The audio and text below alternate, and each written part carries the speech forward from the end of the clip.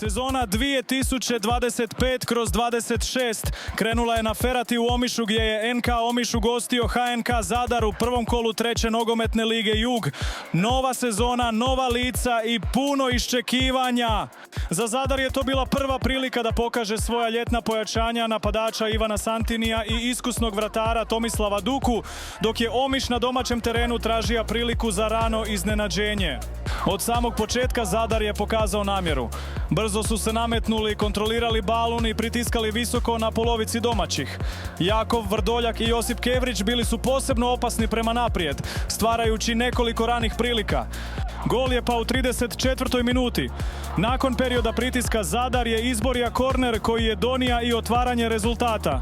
Odlično ubačena lopta pronašla je nečuvano Kevrića, a on je mirno poslao loptu iza leđa vratara Omiša za zasluženo vodstvo 1:0.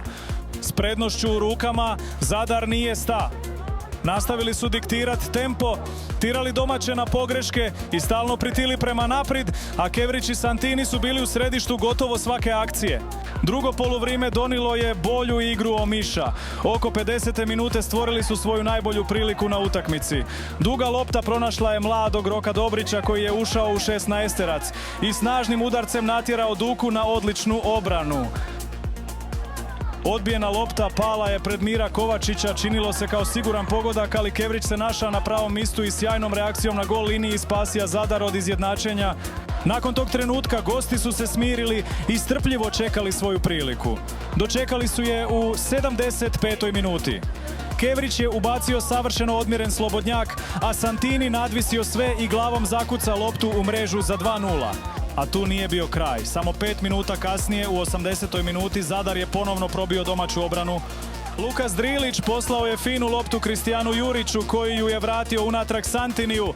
Napadač je opalio iz prve, snažno, precizno, neobranjivo. Njegov drugi pogodak na utakmici, treći za Zadar i sve je bilo riješeno. Kad je sudac označio kraj, semafor je jasno ukazivao NK Omiš 0, HNK Zadar 3. Kevrić je otvorio rezultat, Santini zabio 2 puta, a Duka na debiju upisao čistu mrežu. Za Zadar ovo je bio početak kakav su ga priželjkivali, 3 gola, 3 boda i nastup koji je odaslao jasnu poruku. Nova pojačanja odmah su se istaknula, Santini je pokazao da još uvijek ima ubilački instinkt, a momčad sa Stanova krenula je u novu sezonu na najbolji mogući način. Sljedeće na redu, Zadar ponovno igra u gostima i 6. rujna odmjerit će snage s NK Vodice. Još jedan veliki ispit i nova prilika da se nadogradi ovaj savršen start sezone.